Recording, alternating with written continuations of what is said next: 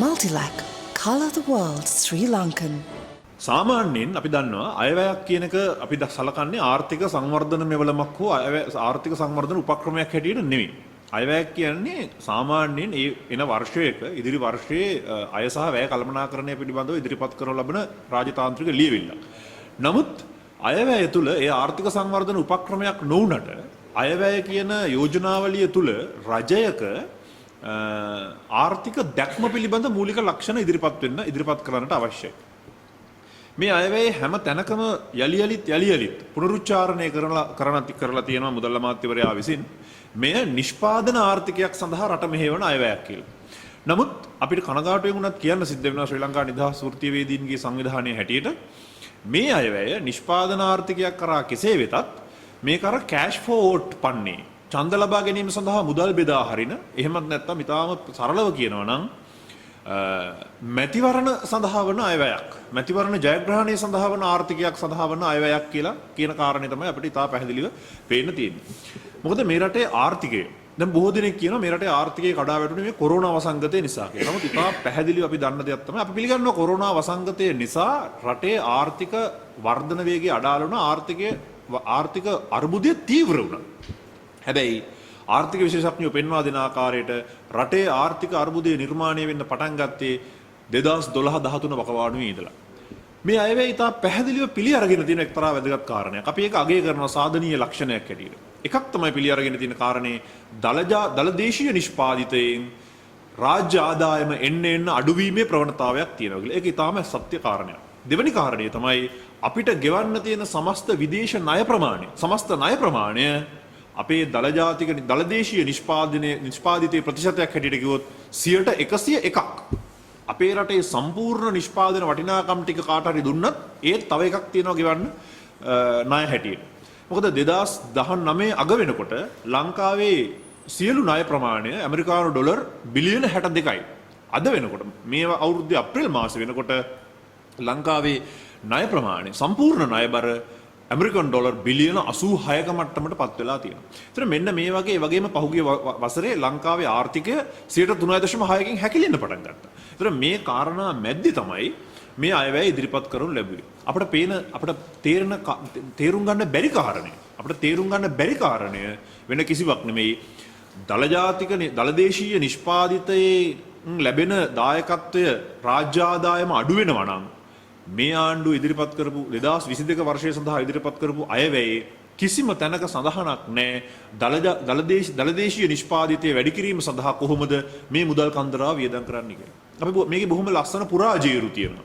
වාග් අලංකාරික තියෙනවා. සාහිත්‍යමය කෑලි තියෙනවා. ඒ සියල්ල තියෙනවා අයවැය ලේඛනය තුල. අයවැය යෝජනාවලිය තුල. හැබැයි මේක හරියට අර ජනප්‍රිය පොරොන්දු පත්‍රයක පොරොන්දු ලයිස්තුව ඉස්සරහින් මොනවාද රුපියල් මිලියන සහ බිලියන වලින් වැය ශීර්ෂ දාලා තියෙන අයවැය කියන කාරණය තමයි අපිට සරලව පෙන්වා දෙන්න තියෙන්නේ. දැන් යම්කිසි හේකින් රටේ දලදේශීය නිෂ්පාදිතය වැඩි කරන්න පැහැදිලිවම අවශ්‍යයි. ඒ දලදේශීය නිෂ්පාදිතය වැඩි කරලා ඒකෙන් ලැබෙන ආදායම රාජ්‍ය ආදායම සඳහා පාවිච්චි කරන්න ඕන නම් මේ පොහොර අර්බුදයක් රටේ මතු කරගන්න අවශ්‍යතාවයක් තිබුණේ නැහැ. වෙන කොහෙටවත් යන්න අවශ්‍ය නැහැ. අපි මේ අපේ කලාපයේම තියෙන අපිට වඩා කුඩා රටක් භූතානය. භූතානය සම්පූර්ණ කාබනික පොහොර සඳහා නැත්නම් කාබනික 100%ක් කාබනික ගොවිතැන සඳහා ප්‍රවිෂ්ඨ වීමේ සැලැස්ම හැදුවේ අවුරුදු 12ක් සඳහා. 2008 ඒ යෝජනාව පළමුවෙන් අරගෙන ආවේ. 2020 වෙනකොටත් භූතානයට ඒක ළඟා කරගන්න බැරි වුණා. නමුත් අපේ රටේ පහුගිය මේ අවුරුද්දේ මැයි මාසේ ගැසට් නිවේදනයක් තම්නාසලා බොහෝ දෙනෙක් දන්නවා අංක 22යි 26 අංක 48 කියන මැයි මාසේ 6 වෙනිදා දාතම ගැසට් නිවේදනය. මේ ගැසට් නිවේදනයෙන් රටට ගෙන්නන සියලුම සින්තටික් ෆර්ටිලයිසර් නැත්නම් මේ අකාබනික රසායනික පොහොර කියන සියල්ල තහනම් කරනු ලැබුවා. හැබැයි මාස 6ක් ගත වෙනකොට ආන්න අපි කියන්නේ මේක ලත්තනම ලොප්පුණා. එහෙම නැත්නම් මේ වටිනා යෝජනාව. අපි බොහොම පැහැදිලිව කියනවා කාබනික ගොවිතැන කියන්නේ බොහොම වටිනා උත්තරීතර දෙයක්. හැබැයි ක්‍රියාත්මක ක්‍රමවේදයට දීපු සමහර කේවට්ටයන්ගේ උපදෙස් නිසා කාබනික ගොවිතැන එපා වෙන තත්වයට ගොවීන්පත් වෙලා අද ගොවීන් මහපාරට ඇදලා දාලා තියෙනවා. වගකීමෙන් අපි කියන්නේ රටේ විනිෂ්පාදනය 33කින් කඩාගෙන වැටෙනවා. ඒ වගේම රටේ තේ නිෂ්පාදනය. මේක අපි නෙමෙයි කියන්නේ ප්‍රධාන සමාගම් වල අයිතිකරුවෝ තමයි උන්ගේ විශ්ලේෂණ අනුව. සාමාන්‍යයෙන් වැඩුණු තේ ගහකින් දළු 80ක් කඩන්න පුළුවන්. පහතරට තෙත් කලාපේ. නමුත් අද තමුන්නාසලා බලන්න පහතරට තෙත් කලාපේ කුඩා තේවතු සංවර්ධන අධිකාරිය යටතේ තියෙන තේ ඉඩම් වලින් එක පඳුරකින් එක තේ ගහකින් තේ දළු 20ක් කඩා ගන්න බැරි මට්ටමට මේ මිනිස්සු පත් වෙලා තියෙනවා. ඒ නිසා ගණන් බලලා තියෙනවා ආර්ථිකයට වෙන බලපෑම ඇමරිකානු ඩොලර් 424 ඇමරිකානු ඩොලර් මිලියන 400කට එහා පැත්තේ ගිය කඩාවැටීමක් ආර්ථිකයේ සිද්ධ වෙන්න පුළුවන් තේ නිෂ්පාදනයෙන් පමණක්. ඒ නිසා වී ගොවිතැන කඩාගෙන වැටෙනකොට තේ නිෂ්පාදනය කඩාගෙන වැටෙනකොට තමනාසලා දන්නවා එළවලු මිලට මේ රටේ මොකද වෙලා තියෙන්නේ. පාරිභෝගික භාණ්ඩ අතර එළවලු ටිකක් ගන්න මිනිසෙකුට තියෙන අපහසුතාව ටික. ඉතින් මේ කාරණා සියල්ල කැටි කරලා ගත්තහම අපිට පේනවා කාබනික පොහොර කියන කතාන්තරයත් එක්ක කාබනික ගොවිතැන නැත්නම් මේ හරිත ගොවිතැන කියන වැදගත් සංකල්පයත් එක්ක ආවේ අර සේනා දලබුවා වගේ මාරාන්තික උපක්‍රමයක්ද. රටේ කෘෂිකර්මය විනාශ කර දැමීමේ උපක්‍රමයක්ද. මොකද නේපාලය හාලින් ස්වයංපෝෂිත වෙලා තිබිච්ච රටක්. හැබැයි 1986 වෙනකොට සම්පූර්ණයෙන්ම ඉන්දියානු සහල් මාෆියාව සහ ඉන්දියානු උපක්‍රම දේශපාලන උපක්‍රම විසින් නේපාලයේ සහල් අතිරික්තය විනාශ කරලා අද වෙනකොට ඉන්දියානු සහල් වෙළඳපොළ මත යැපෙන තවත් එක් රටක් තමයි බංග්ලාදේශය වගේ නේපාලය. ඒ නිසා අපිට හිතෙනවා මේකත් ලංකාවේ සහල් නිෂ්පාදනය අඩාල කරලා සහල් විතරක් නෙමෙයි සම්පූර්ණ කෘෂිකර්ම ක්ෂේත්‍රයම අඩාල කරලා ඉන්දියානු උපමහද්වීපයේ නිෂ්පාදන අලෙවි කර ගැනීම සඳහා පාරිභෝගික සාමාන්‍ය මම කියන්නේ යැපීම සඳහා ආහාර ද්‍රව්‍ය අලෙවි කර ගැනීම සඳහා ලංකාවේ කෘෂිකර්ම විනාශ කර දැමීමේ උපක්‍රමයක්ද කියන සාධාරණ සැකය අපි ශ්‍රී ලංකා නිදහස් වෘත්තීය වේදීන්ගේ සංවිධානයේ හැටියට අපිට තියෙනවා කියන කාරණේ මතු කරන්නට අවශ්‍යයි.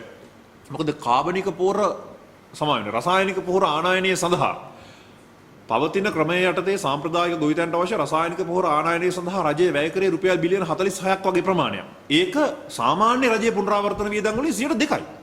ඒතර මේ වෙනකොට හරි අපූර්ව වියදම් ශීර්ෂ ගණනාවක් අයවැයේ තියෙනවා. මම තමුන්නාසලට කීපයක් විතරක් සඳහන් කරනම් උදාහරණ හැටියට. එකක් තමයි කුඹුරු වල වල් පාලනය සඳහා සහනාධාර සැපයීමට රුපියල් මිලියන 39000 බිලියන 39ක් වෙන් කළා තියෙනවා. මාර්ග සංවර්ධනයේට මේක තමයි දෙවණියට විශාලතම වැය ශීර්ෂය. වැඩියෙන්ම වැය කරන්න බලාපොරොත්තු වෙන්නේ රාජ්‍ය ආරක්ෂාව සඳහා බිලියන 373යි. අපිට ප්‍රශ්නයක් තියෙනවා මොකද රටේ යුද්ධයක් නැහැ. රටේ ආරක්ෂාව සඳහා වැදගත් වෙන ප්‍රාග්ධන වියදමක් කරන්න බලාපොරොත්තු වෙනවා. උදාහරණයක් හැටියට වෙරළ ආරක්ෂක වැඩපිළිවෙලක් ක්‍රියාත්මක කරනවා. එහෙම නැත්නම් රාජ්‍ය ආරක්ෂාව සඳහා වැදගත් වෙන මොකක් හරි රේඩාර් පද්ධතියක් ස්ථාපනය කරන්න යනවනම් මේවා ආයෝජන ලෙස සලකන්න පුළුවන්. නමුත් හුදෙක් මෙබඳු මුදල් කන්දරාවක් නැත්නම් දරස් කන්දයක් මේ වගේ දෙයකට වියදම් කරන්න ඇයි කියන සාධාරණ සැකය විශ්ලේෂණාත්මක දෘෂ්ටියකින් අපිට ඇති වෙලා තියෙනවා. දෙවනි විශාලතම වැය ශීර්ෂයේ තියෙන්නේ මාර්ග සංවර්ධනය. මිත්‍රවරුනි මාර්ග සංවර්ධනයට වෙන් කරලා තියෙන මුදල රුපියල් මිලියන ලක්ෂ 280යි. ඒ කියන්නේ බිලියන 280ක් මාර්ග සංවර්ධනයට වෙන් කරලා තියෙනවා. අපි එක දෙයක් පිළිගන්නවා ග්‍රාමීය මාර්ග සංවර්ධනය වෙන්නට අවශ්‍යයි.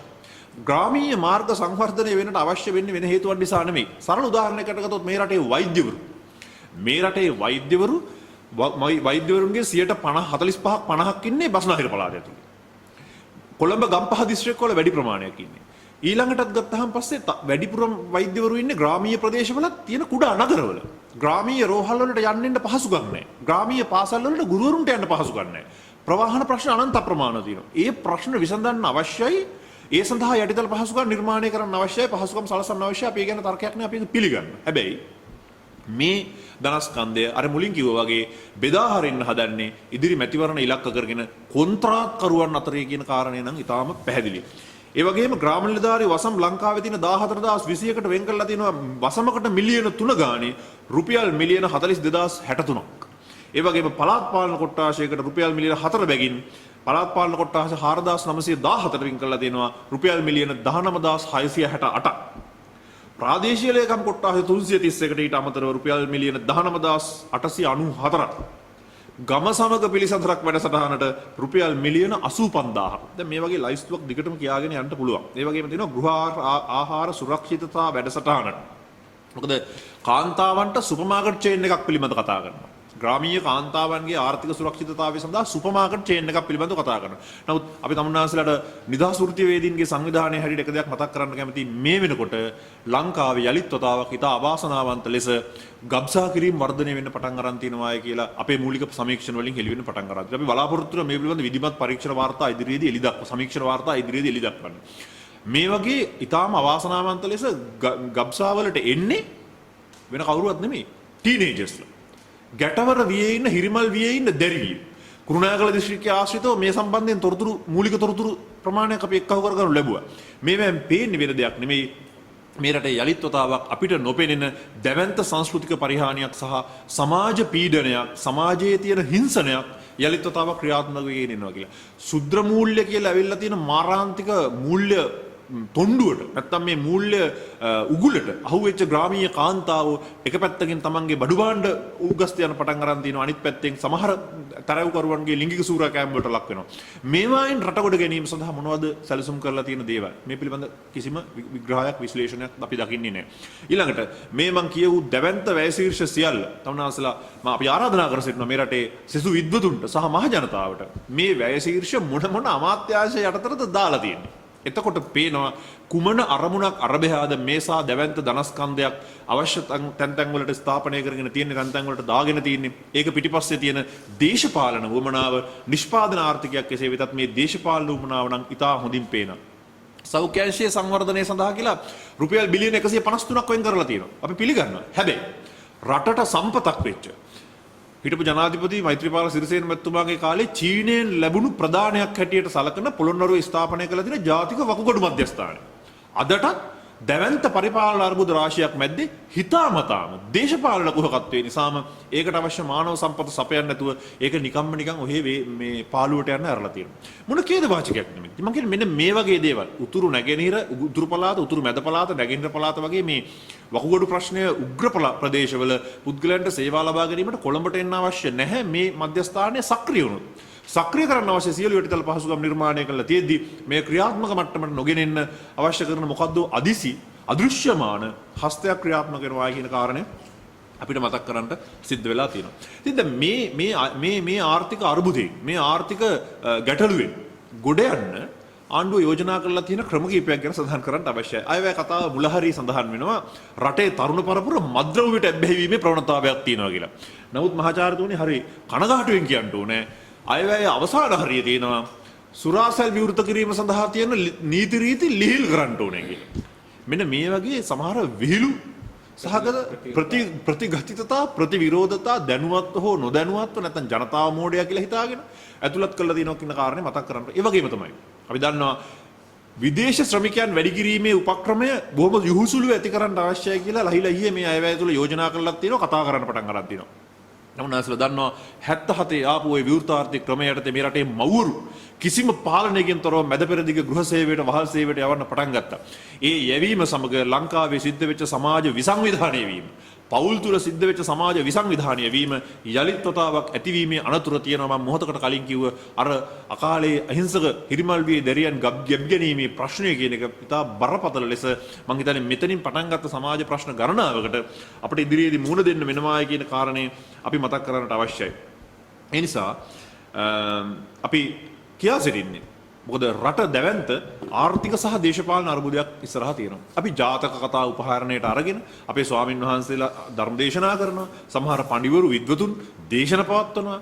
Taman හොයාගත්ත වත්කම් විකුණාගෙන කණ්ඩ එපා කියලා. හැබැයි තමුන්වහන්සේලා බලන්න 77න් පස්සේ ආපු බොහෝ ආණ්ඩුවල එකම උපක්‍රමය උනේ නිර්යාත පදනම් කරගෙන ආර්ථික සංවර්ධන වැඩපිළිවෙලකට යා යුතුයි කියන විවෘතාර්ථිකයේ තියෙන අර මූලික සුද්ධ වූ ප්‍රතිපත්ති පැත්තකින් තියලා රටේ සම්පත් දිගට හරහට කිසිම වග විභාගයකින් තොරව කිසිම විනිවිද භාවයකින් තොරව කුණු කොල්ලේට විකුණා දැමීමේ ප්‍රතිපත්තිය. gedara තියෙන දේපල ටික විකුණගෙන කන පුද්ගලයෙකුට එහෙම පුතෙකුට අපේ සමාජයේ දීපු අර්ථකථනය මොකක්ද කියන එකත් මම තමුන්නාසලගේ විමසා සිටින්න කැමතියි. ඒ නිසා මේ රට ක්‍රමක්‍රමයෙන් තල්ලු වෙමින් තියෙන්නේ 1987 88 වකවානුවේ තිබිච්ච භීෂණ සමයට ආසන්න යුගයකටද කියන බිය අපි තුල ඇති වෙලා තියෙනවා. ඒ වගේම මතක් කරගන්න අවශ්‍යයි 1977 6න් 5ක බලයක් ගත්තා වගේ 2019 ජනාධිපතිවරණයේ මිලියන 69ක ජනතාව මිලියන 69ක බලයක් ලබා ගත්තා කියලා කියන්නේ ලක්ෂ 69ක. ලක්ෂ 69ක බලයක් ලබා ගත්තා කියලා කියන්නේ ඒක 6න් 5 අභිභාගී තත්වයක් සමානුපාතික ඡන්ද ක්‍රමයක් ක්‍රියාත්මක වෙද්දී මොකද 6න් 5 ගත්තේ කේවල ක්‍රමයක් තියෙද්දී ඒ හැම අවස්ථාවකදීම රට විනාශ කරන ආර්ථික මූලෝපාය ක්‍රියාත්මක වුණා. ඒ නිසා අපිට එහෙම අනතුරක් පේන්න තියෙනවා. ඒ නිසා අපි විශේෂයෙන්ම ආරාධනා කර සිටිනවා ලංකාවේ ඉන්න සබුද්ධික, දේශප්‍රේමී, ස්වදේශික, දේශජ විදියට හිතන වෘත්තීය වේදීන්ට, පර්යේෂකයන්ට, චින්තකයන්ට, සමාජ ක්‍රියාකාරීන්ට, විද්වතුන්ට සියලු දෙනාට බුද්ධිමත් සියලු දේශප්‍රේමීන්ට අප සමග එකතු වෙන්න මේ පිළිබඳව බොහෝ දෑ කරන්නට තියෙනවා. ඒක වීදි බහැලා කරන සටනක් නෙමෙයි. මොකද දේශපාලනයේ 21 වෙනි සියවසේ දේශපාලන අභියෝග ජයග්‍රහණය කරගන්න වෙන්නේ ප්‍රඥාවෙන්. ඒ නිසා ප්‍රඥාව කේන්ද්‍ර කරගත්ත දේශපාලන ව්‍යාපාරයක් ලෙස බුද්ධිමතුන්ගේ එකමුතුවක් ලෙස ක්‍රියාත්මක වෙන්නට අප සමග එකතු වෙන්න කියන ආයාචනය අපි සියලු දෙනා වෙනුවෙන් කරන්න කැමතියි. බොහොම ස්තුතියි. You're watching the Life Traveller channel.